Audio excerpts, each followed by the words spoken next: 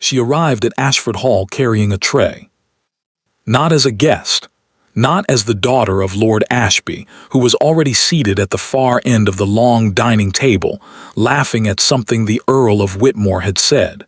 Not as anyone worth noticing. She arrived as extra help for the evening. That was what her father had told the butler, extra help. He had not mentioned her name. He had not mentioned that she was his daughter. He never did, not when it was inconvenient. And tonight, with half of the county's finest families gathered beneath the Duke of Ashford's chandelier, Cecily was very inconvenient indeed. She wore her stepmother's old apron. Her hair was pinned back so tightly it pulled at her temples. The tray in her hands held 6 crystal glasses, and not one person in that glittering room looked up as she walked in. Not one person, except the Duke. The Duke of Ashford sat at the head of his own table the way most men sat on thrones, like the room existed to frame him, and he knew it. James Wyndham, the 5th Duke of Ashford, was not a man women described as warm. They described him as striking, formidable, occasionally terrifying depending on which drawing room you were in and how recently he had dismissed someone's husband from his estate. He was 34 years old, unmarried by choice, and had never once been seen at a dinner party looking anything other than faintly bored. He was not bored tonight. He noticed her the moment she stepped through the servant's door, not because she was beautiful, though she was, in the quiet, unannounced way of someone who had never been told so. He noticed her because of the way she walked, not like a housemaid. A housemaid learned early to make herself invisible, to move along the walls, to keep her eyes down, to exist in a room without disturbing it.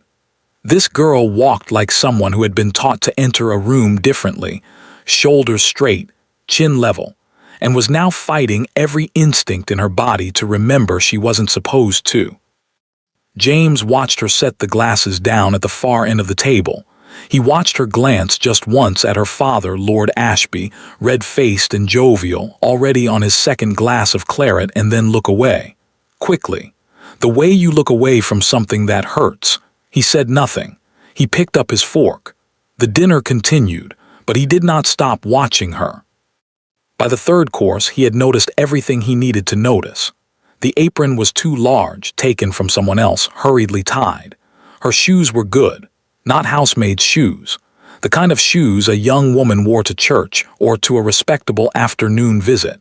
And her hands, when she reached across to refill Lord Pemberton's glass, did not have the roughness of someone who had spent years in service. These were not the hands of a housemaid. Across the table, Lord Ashby was telling a story about his prize horses. The guests were laughing. No one was watching the girl refilling their glasses. No one was asking who she was or why she was there.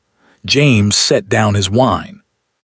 In 20 years of dinners, in 20 years of watching people perform for each other across tables exactly like this one, he had seen many things. Cruelty dressed as humor. Ambition dressed as friendship. He had seen men sell their daughters' futures over a handshake before the soup course was finished. He had never seen a man send his daughter in through the servant's door. Not until tonight. He looked at the girl again. She had moved to the sideboard now, her back to the room, arranging the dessert service with the careful focus of someone determined not to cry. Something shifted in his chest. Something he didn't particularly welcome. He reached for his wine glass, brought it slowly to his lips, and made a decision. The girl with the tray had no idea that the most powerful man in the room had not taken his eyes off her for the better part of an hour. She was too busy surviving the evening. She was too busy not looking at her father. She was too busy reminding herself that this was not the worst thing he had ever done to her, only the most public. She was wrong about one thing, though. It was about to become the most important evening of her life. The dessert course came and went.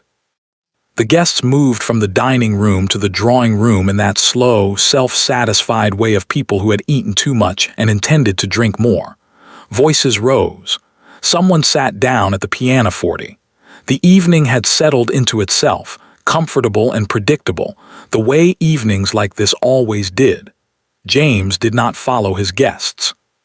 He stood at the window of the empty dining room, hands clasped behind his back, looking out at nothing in particular.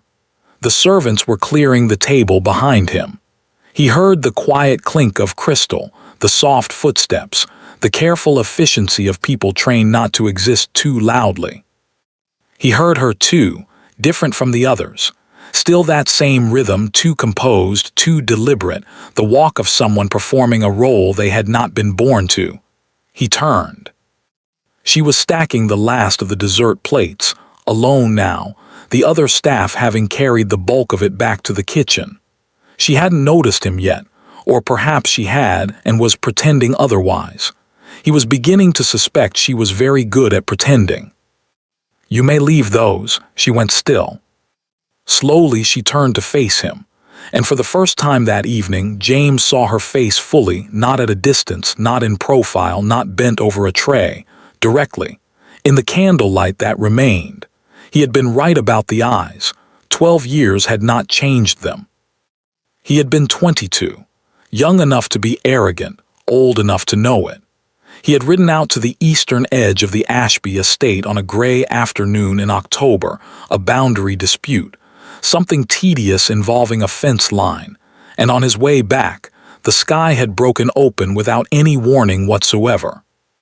He had found shelter under a large oak near the edge of the Ashby grounds, and there, already standing beneath it, was a girl of perhaps 10 years old, soaked through, alone, holding a book against her chest like it was the only thing worth saving.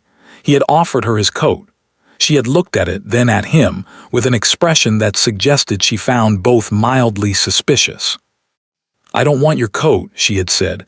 "I want the rain to stop." He had blinked. In his experience, people, especially young girls in the presence of a duke's son, did not say things like that. They curtsied. They thanked him. They became very agreeable. "I'm afraid I can't arrange that," he had said. "Then your coat doesn't solve the problem." He had stared at her for a moment. Then, despite himself, he had laughed. A real laugh, the kind that surprised him on the way out. He had held the coat over both of them until the rain eased. She had not thanked him when it stopped. She had simply tucked her book more firmly under her arm, given him one last look with those grave, unimpressed eyes, and walked away across the wet grass. He had thought about those eyes on and off for years afterward. Not romantically, he had been 22, she had been a child. But in the way you think about something that doesn't fit into any category you already have. Something that stays. He had never learned her name. He had assumed, in that vague way of the privileged, that she belonged to one of the tenant families. A farmer's daughter, perhaps. A steward's child. He had not, in 12 years, considered that she might be Lord Ashby's daughter. She was looking at him now with those same eyes. Older. Guarded in a way they hadn't been at 10, but underneath the guardedness, the same thing, that refusal to be diminished. "You were on the eastern ridge," he said. "October, 12 years ago. You were sheltering from the rain under the oak tree."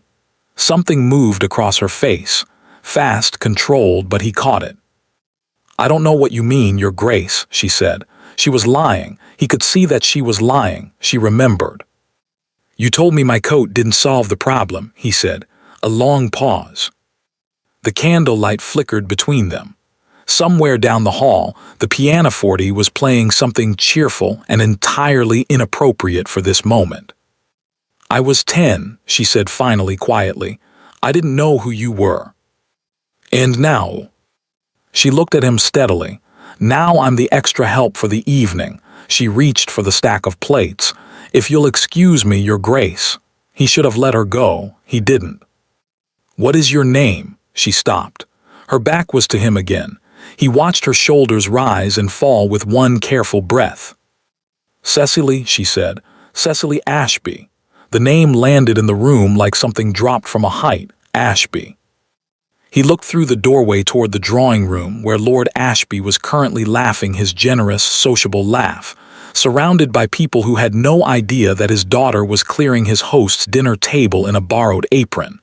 James said nothing for a long moment. Then, very quietly, "Put the plates down, Miss Ashby." She turned. "Your Grace." "Put them down." Something in his voice stopped her. Not loudness, he hadn't raised it. Something else. The particular tone of a man who has just made a decision and intends to act on it. She set the plates down. He stood there in the dying candlelight of his own dining room, and for the first time in longer than he could remember, James Wyndham felt something that was not boredom, not obligation, not the familiar cold management of a world that had always bent to his name. He felt something that inconvenienced him enormously. He felt it was wrong. He found Lord Ashby exactly where he expected to find him. Center of the drawing room, glass in hand, holding court with the comfortable ease of a man who had never once in his life considered that he might be the worst person in any given room. Lord Ashby was that particular species of English gentleman who mistook volume for charm and frequency for wit. He laughed loudly, agreed enthusiastically, and had an opinion on everything except the things that actually mattered. James stood in the doorway for a moment and watched him. Lord Ashby caught his eye and raised his glass with a wide smile. "Wyndham, magnificent dinner as always. Your cook deserves a medal, I tell you." "A word," James said. The smile didn't falter. It never did with men like Ashby. They were impervious to tone. Of course, of course." James did not move from the doorway. He simply looked at Lord Ashby with the particular expression that had, over the years, concluded business negotiations, ended friendships, and on one memorable occasion, caused a viscount to leave a party without his hat. Lord Ashby came to him. The conversation was brief. James asked, in the pleasant, uninflected voice he used when he was most serious, why Lord Ashby's daughter was serving at the table. Lord Ashby blinked, then laughed, then explained with no apparent discomfort whatsoever that Cecily was a practical girl, that she had offered to help, that it was really nothing, that young women of modest prospects did well to make themselves useful. "She offered," James repeated. "Well, a small adjustment of the glass. She understood it was expected." "By whom?" A pause. For the first time, something flickered behind Lord Ashby's eyes. Not shame, men like Ashby rarely arrived at shame, more like the mild irritation of someone whose arithmetic has been questioned. "I don't see that it's—" "Thank you," James said. "Enjoy the rest of your evening." He turned back toward the drawing room before Lord Ashby could respond. The room had reached that particular pitch of a successful evening, warm, well-fed, loosened by wine. 12 guests arranged across sofas and chairs, conversations overlapping, the pianoforte abandoned now in favor of someone's very strong opinion about the new railway proposals. James walked to the center of it. He did not raise his voice. He never needed to. There was something about the way he moved through a room that preceded him, a kind of gravitational certainty, and within a few seconds conversations began to trail off. Heads turned. The railway proposals were set aside. The room waited.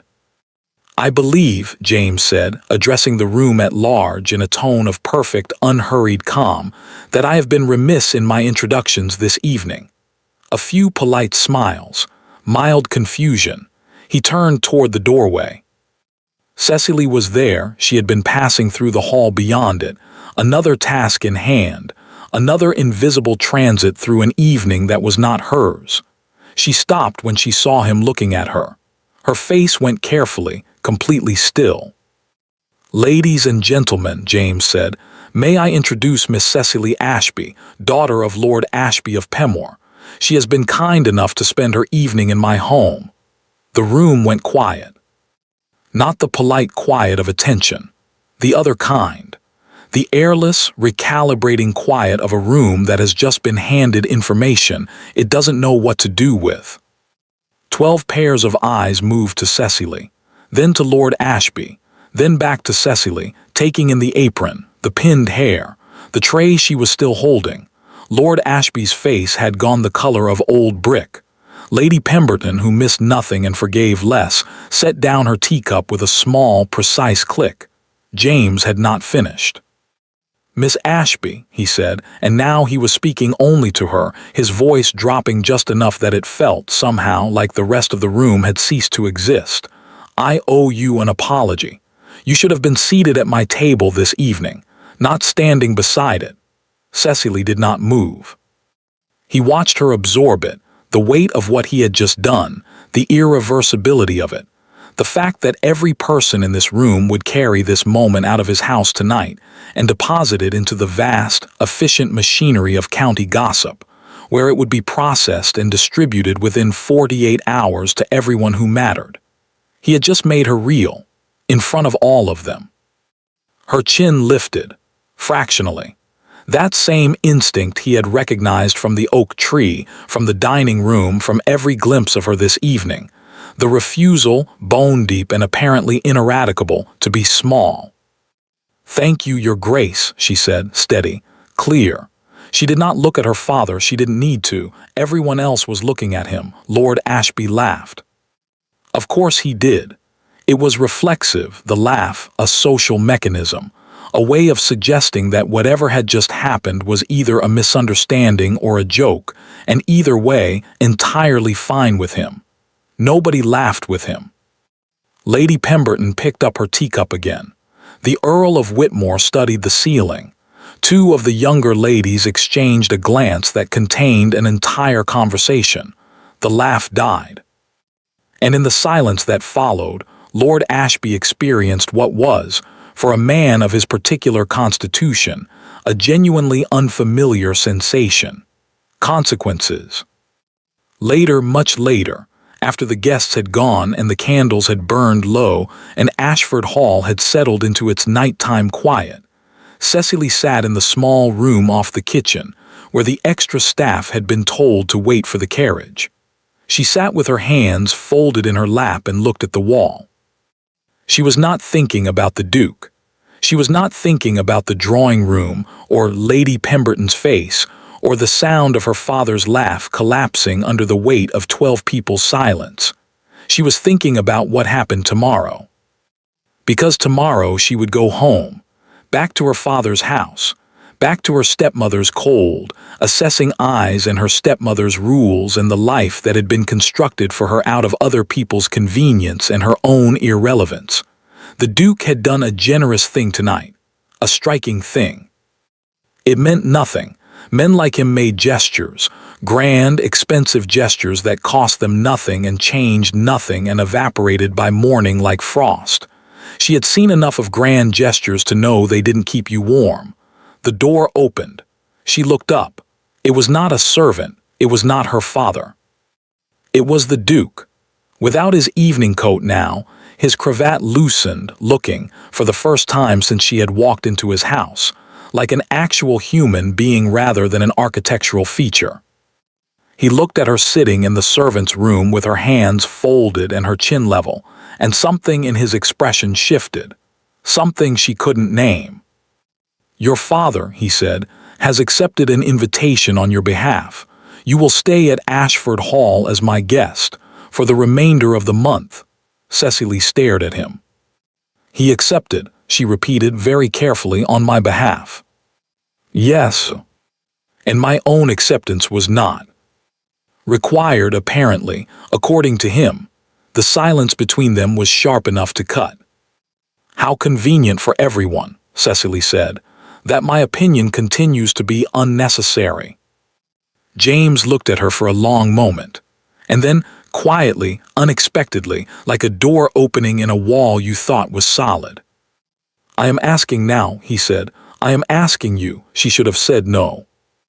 Every sensible, self-preserving instinct she possessed told her to say no, to stand up, to find her father, to go home to the cold and the small indignities, and the life she knew how to survive. Instead, she looked at the Duke of Ashford standing in a servant's room in his own house, asking her something for the first time in his life with something that looked almost like uncertainty on his face. And she said nothing at all, which, as it turned out, was answer enough. Ashford Hall was not what Cecily had expected. She had expected grandeur, and grandeur was certainly there, in the high ceilings and the long galleries and the portraits of Wyndhams going back 2 centuries, each one looking down with the same expression of mild, inherited superiority. She had expected cold, and the house had that too, in the marble floors and the formal sitting rooms that felt designed for display rather than living. What she had not expected was the library. It occupied the entire east wing of the second floor, 3 rooms knocked into one at some point in the last century, floor-to-ceiling shelves on every wall, 2 fireplaces and windows that looked out over the grounds toward the lake. It smelled of old paper and wood smoke, and something she could only describe as accumulated quiet. She found it on her second morning. She stood in the doorway for a full minute before she went in. She stayed for 4 hours. Nobody came looking for her. The household had received her with the precise, professional neutrality of well-trained staff, not warmth, not coldness, simply the efficient accommodation of a new variable. She had been given a guest room on the second floor, east corridor, not the finest rooms, not the servants' quarters, somewhere in between, which felt, she thought, about right. Her father had left the morning after the dinner. He had not come to say goodbye. She had watched his carriage from the window of her room, the quick, purposeful loading of his bags, the way he climbed in without looking back at the house, as if he had completed a transaction and was moving on to the next one. She had stood at the window until the carriage disappeared through the gates. Then she had turned away and made a decision, quiet and private and entirely her own. She would not spend whatever time she had in this house diminished by what had brought her here. She would not perform gratitude. She would not perform anything. She would simply exist, on her own terms, for once. It was, she was aware, easier said than done, especially with the Duke in the same building. James Wyndham's daily life, she quickly discovered, operated on a schedule of formidable efficiency. He rose early. He rode before breakfast. He spent the mornings in his study with his estate manager, a thin, meticulous man named Holt who carried a leather folder at all times and appeared to communicate primarily through the medium of significant pauses. He took lunch alone, or occasionally with whichever business associate had made the journey from London. He rode again in the late afternoon. Dinner at 8, formal, even when it was only himself. He did not seek her out. She told herself this was fine, preferable even. On the third day, she was in the library when she heard his footsteps in the corridor outside, that particular, unhurried stride she had already learned to recognize, the sound of a man who had never in his life needed to move quickly because the world arranged itself around his pace. The footsteps slowed, stopped. She looked up from her book. He was standing in the doorway. He looked at her, then at the book, then at the general evidence of her 4-hour occupation of his library. The second book she had pulled from the shelf, the cup of tea a housemaid had brought and she had forgotten, the small, unconscious way she had tucked her feet up beneath her on the chair. "You found the library," he said. "You have Wollstonecraft," she said, "3 editions." A pause. "I'm aware of what I have." "Have you read her?" "Have you?" "Twice," Cecily said. "The second time I understood it better." Something shifted in his expression.